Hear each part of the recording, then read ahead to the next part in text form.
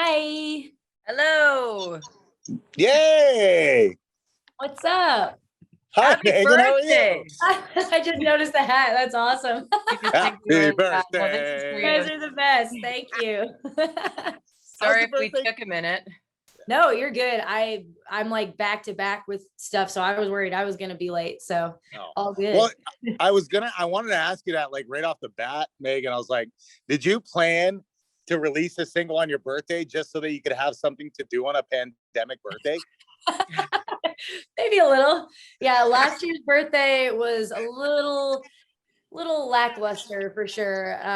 But yeah, I mean, when we talked about release, because usually Friday is kind of the new release day. And then I was like, well, it's like my birthday is on Thursday. Maybe we could do it, break a few rules, how I love to do that. Do it a day early. So yeah, no, this is awesome. I'm just so happy to be, sorry, my dog's in the background. I'm happy to be working on my birthday, just to be doing anything on my birthday. I know you got to be itching, like just chomping at the bit because, we've known you for a while. And if there's anybody that like loves to probably get up on stage and fired up more than you, I would love to know who that person is, because honestly, when you go up there, you have this incredible presence and you just rock out and you have such a good time. Like you got to be just itching so badly right now. It's killing me. I mean, thankfully, luckily down here right now, we're doing pretty well with getting the vaccine out. So we're starting to open up a bit more and getting some more shows. I mean, there's still like socially distanced and limited capacity and everything, but still, getting to play for real humans is awesome. Yeah. So it's slowly coming back. At least there's like a light at the end of the tunnel now. It must be kind of like extra difficult on a day. I mean, it's your birthday, so you want to party and be with people and whatever. And you're releasing this new single, which from what I've seen is getting great reaction so far. So it must make it even worse that you can't go out and play your new song for people and you have this release date and yeah, it's do tough. them. Well, we did get to do the live stream thing last night, which Yeah. was awesome. That was, were you guys on that? I didn't know who was on it. So I know everybody was like invited. So I wondered about that, Megan, like when you're in those environments, because so much of everything's catered towards Zoom now and online, if you actually are able to see that crowd like you do on a stage. No, I mean, I don't know. Maybe there's a way to do that with technology. When we did it, I just had one screen. I just saw just Ferg. All I saw was Ferg, which is great. I love Ferg. But yeah, I mean, just being able to be on stage. Well, because I mean, everything that we've got coming out, like with the new music and stuff, I've never played any of that live because it's all new stuff, for the most part, that I've written just over the last year.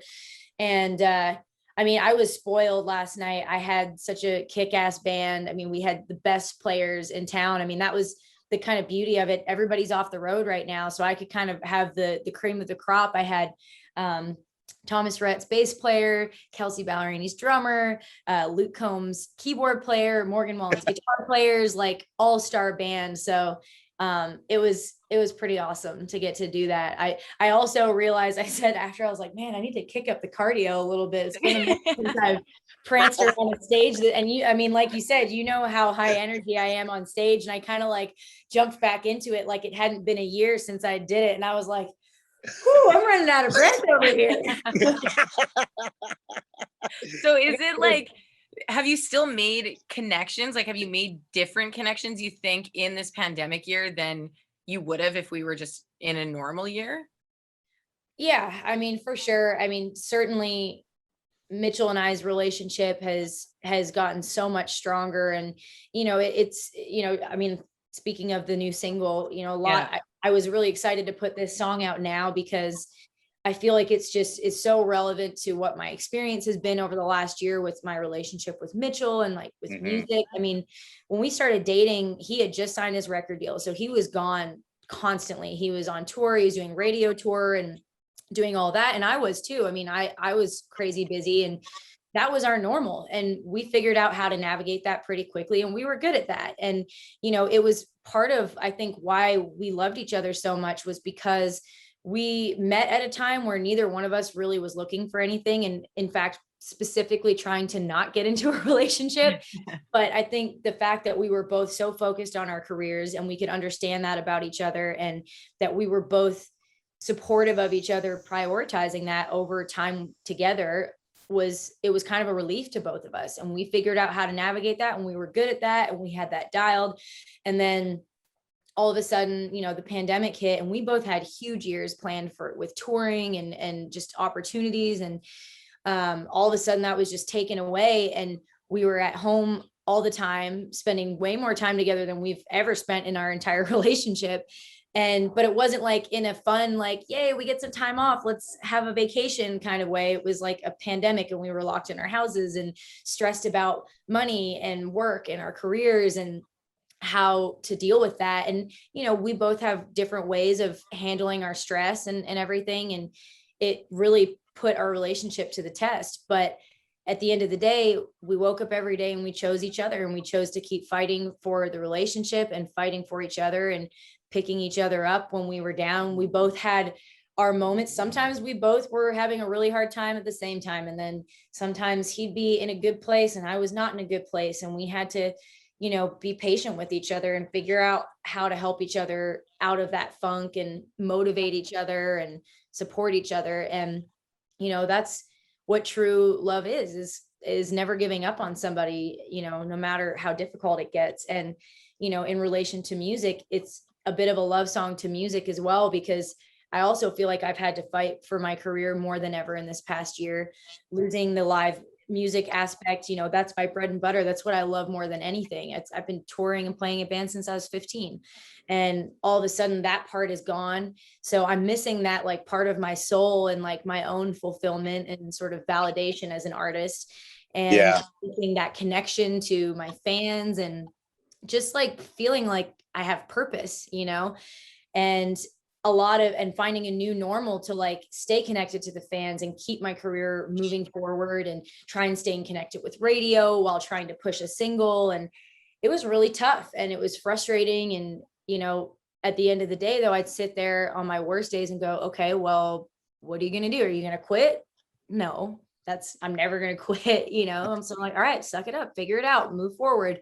And again, it's the same thing. It's that feeling of like, I'm never giving up on this. And so I feel like it's just a really honest representation of what I've been going through in this past year. And I think a lot of other people will relate to. I mean, I know a lot of people that have, unfortunately, there have been some relationships that didn't last. But I know a lot that have, and I think they all feel the same way. Like, if we can get through this, we can get through anything, you know? But that's what's relatable. Like, Meghan, your music is always relatable. But what I like about this single, and what I think that is relatable about it, is that, yeah, you are dealing with these things during a pandemic. But many of these people that are listening to this song are dealing with this when it's not a pandemic. In 10 years, when the world is fine, they'll still be able to relate to this song, because it's not just about what's happening in a pandemic. It is about the battles that we do have every single day.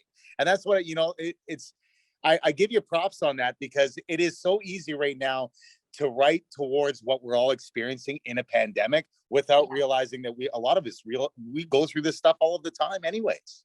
Yeah, for sure. Well, and you've written about it in such a, like Brody said, just an everyday like form, because we've all heard those songs and they're great. Those songs that have come out that you hear them and the lyrics are about COVID and the pandemic and not being together. And it's so it's raw, and it's like, it's what we're all going through just every single day of our lives. It's fantastic. Thank you.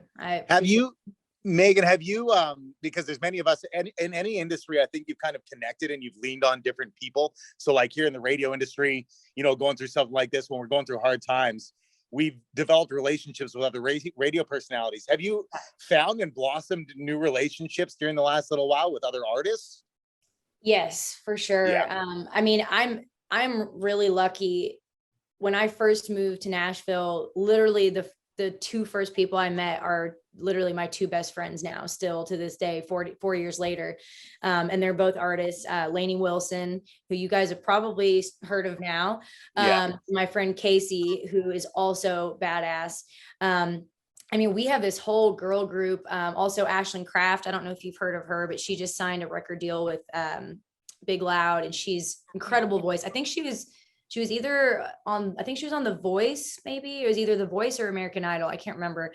But yeah, I mean, I've, I never really had a lot of female friends growing up, like partially I think because I was just always kind of a tomboy. And so I was doing a lot of like guy stuff, whether it was sports or outdoors things or whatever. And, you know, I always, I just related more to guys because that's the people that were into the things that I was into.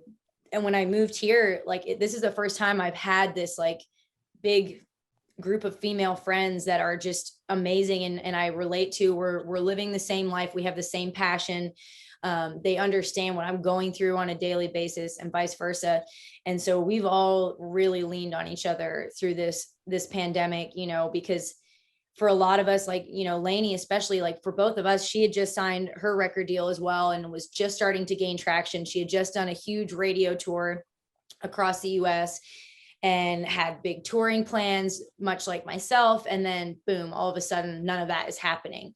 And it was really tough, you know, when you're at that place where you're just like right on the cusp and things are just starting to happen for you and you're gaining all this momentum. I mean, it was the same thing for Mitchell. And then all of a sudden it gets taken away. And I mean, the really established artists, obviously this was tough for them too, but you know, they were, I think it was easier for them to sort of maintain where they were at. Whereas for some of us, we were like just on the cusp of really kind of blowing up or something, and we didn't get that opportunity. And it's been pretty devastating. And, you know, the girls and I have really leaned on each other. We've had a lot of venting sessions and conversations and drank a lot of wine and cried and leaned on each other and supported each other. And, you know, Lainey just put her record out. It's phenomenal. And she's starting to really blow up too. So I'm just grateful for those relationships. I mean, and I still have some great girlfriends back home that I love and we stay in touch. They're just not in the music industry. So there's certain aspects that they, I mean, I can talk to them about it. They just don't relate in the same way. And so I'm grateful to have those girls and have women that are truly inspiring and lifting each other up and supporting each other. It's pretty amazing. Did you find a new thing about music that you've loved? And the reason that I'm going to ask you this is because I think if you ask any artist, what's your favorite thing about your industry? Every single one of you would say performing in front of a crowd. Yeah. Like that's the number one thing. And then everything else is just kind of jumbled in, whether it's about writing or recording or anything, or, you know, interviews with radio stations and fans. Have you found something new that you love since you know, your high point of that performing is not there right now? Yeah. I mean, I don't think there will ever be anything that can replace the performance high, but I definitely have a newfound love for songwriting just because I had so much time to really dig into it. And, you know, I also, you know, this last year I've spent a lot of time, a lot of self-reflection, a lot of digging deep and really feeling like, okay, you have all this time to be creative and write songs and prepare for a new record. And you need to make it perfect. Like it needs to be everything you want it to be. You need to be hard on yourself about songs. You need to be hard on your team about making everything the way it needs to be. You need to dig your heels in when you really feel strongly about something. And I worked with a new producer on a lot of this new stuff. I had some Never Giving Up on You is Jeremy Stover, who's produced my last two records, who is phenomenal. But I also connected with one of my now best friends, his name's Joey Hyde. We had started writing together a bunch over the pandemic, and we just were really on this great creative wavelength. And he was doing a lot of the demos for the songs we were writing, and these demos sounded amazing. And I approached him after we released My First Car. He was one of the writers on My First Car.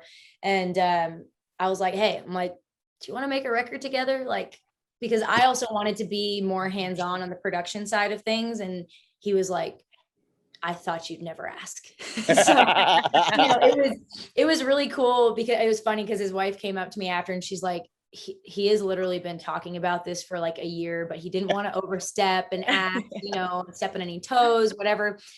And I think a big part of it is, Joey is like me, where, of course I love country music, and it's part of who I am, but I grew up on a lot more like rock and classic rock, and even like metal and punk. And like, I played in a 10-piece funk band, and my dad listened to and played a lot of blues guitar and like gospel stuff. And so, we started digging into some of those influences. And I think when you listen to some of the new music, you're going to hear some more of those other genres and those other influences come in, because I think part of it was like, when I first came out with my first record, it was pretty traditional country.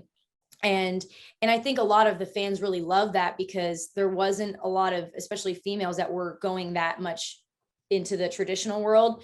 And so I kind of almost unintentionally became like the poster child for like the more traditional side of country. And then I felt like I had to really stick into that box, because I wanted to give the fans what they expected and what they wanted.